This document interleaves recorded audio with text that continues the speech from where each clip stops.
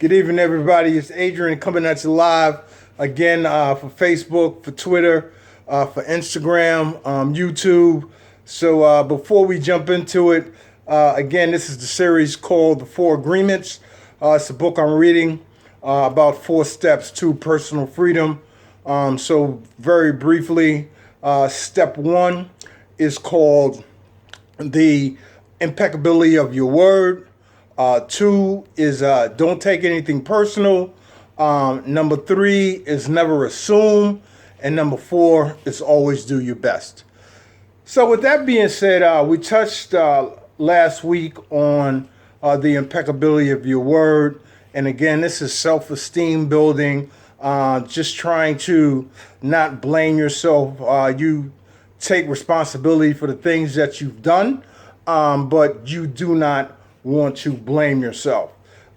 So with that being said, some of us will excel in one agreement and others will fail at others. And when I say fail, I mean that some things will be easier to do for some people, and for others, things will be a little harder. So for myself, the impeccability of your word is something very, I won't say very easy, but it is easier for me to navigate that principle. But let me tell you something. The next step that we're going to talk about tonight is not going to be a great long video, but this is so important because again, we want to keep bad energy away from us.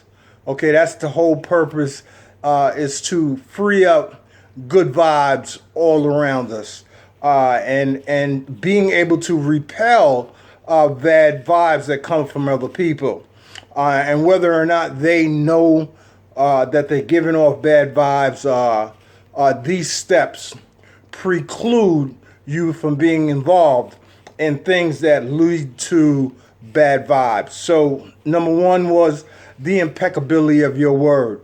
And that is basically saying that your word is everything. So you need to watch how you talk to your kids. You need to watch how you talk to your friends. You need to watch how you talk to your mother. You need to watch how you talk to your brother, your aunts, your uncles, everybody. You need to watch the words that you use, because words are powerful.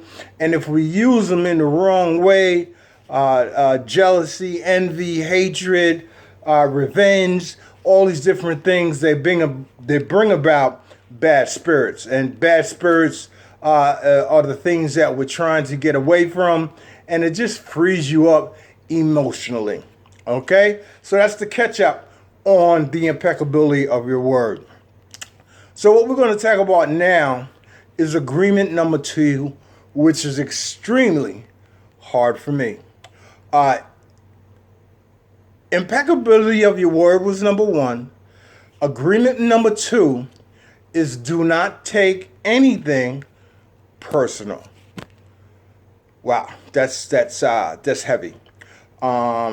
Because for me, I'll keep this on an eye basis. I have a habit of taking things personal. I'm a pretty laid back individual, but I do have a slight temper, and I come from an era where children respect their elders. Certain things you do not say, and things are far beyond a point of acceptance to my standing, how I was brought up. So I have worked with kids. That's some of the work that I do. I work with youngsters, and some of the language that they use is atrocious, and I mean in front of adults. So the saying, don't take anything personal, means that whoever is talking and making a statement towards you, against you, for you, complimenting you, making derogatory remarks against you, Don't take it personal.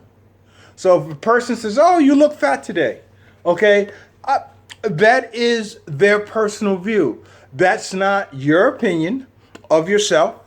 So don't take it personal, and you shrug it off. Okay, and let me tell you that this is easier said than done.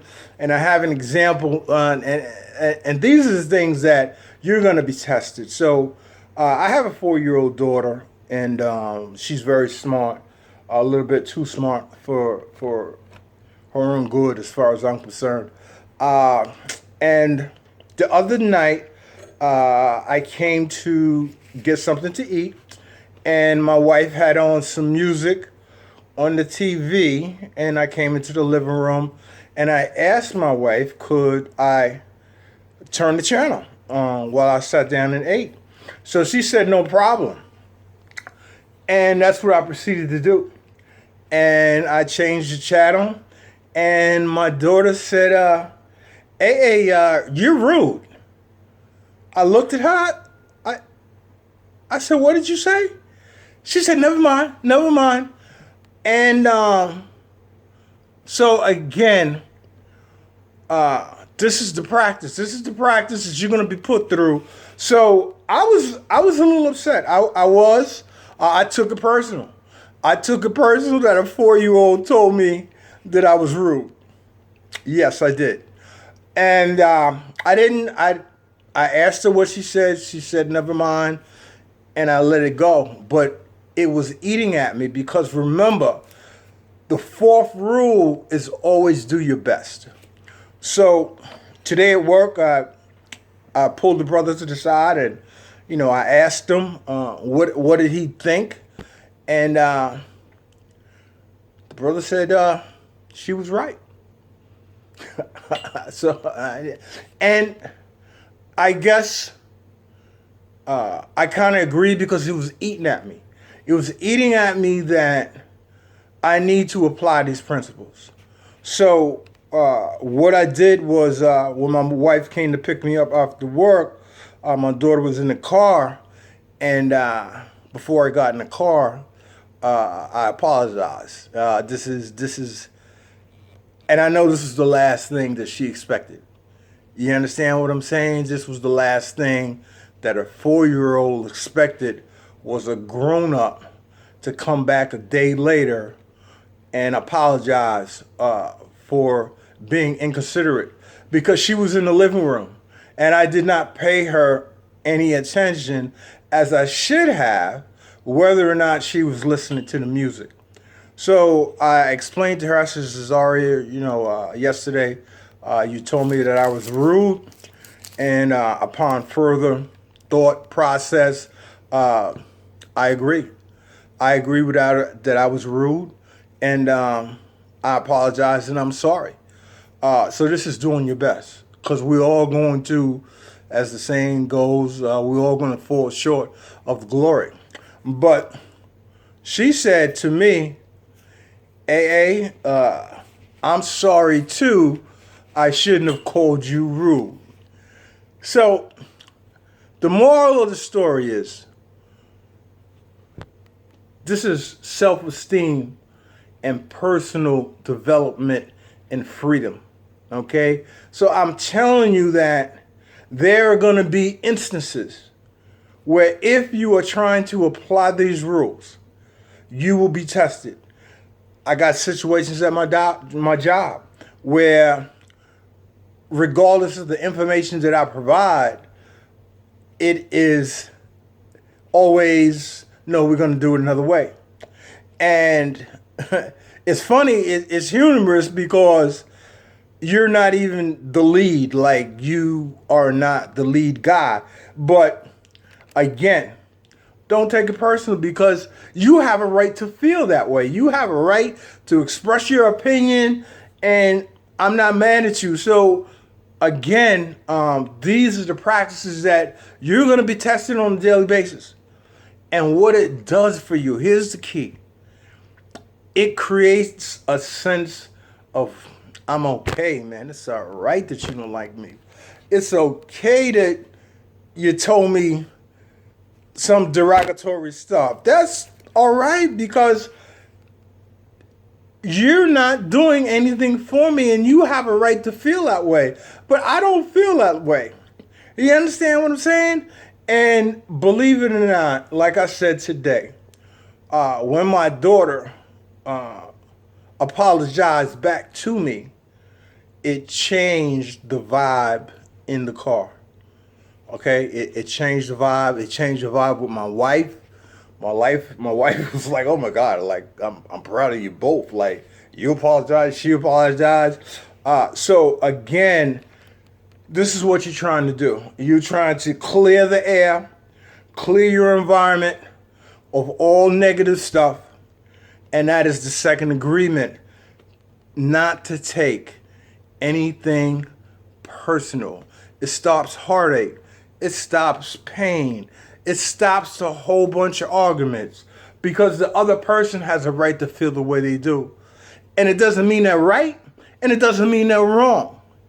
But it's not your view. It's not your perception. It's not how you see yourself. So do not take anything personal. This is Adrian. That's the second agreement. It's been a pleasure again. I ask you guys to subscribe to my YouTube channel, to Twitter, to Facebook, Instagram. Do all the things. Write some comments for me, and tell me whether or not you are actually or actively trying to put this information to use. Because lastly, you can have all the information in the world, but the last step is the action step, which is the most important step in any plan. It's the action plan. You can talk about it, you can read about it, you can study about it, you can do field studies, you can do all the stuff. But until you actually do the action, you will not see the results. So this is Adrian. It's been a pleasure, and I'll see you guys next week with part 3, which is never assume. Take care.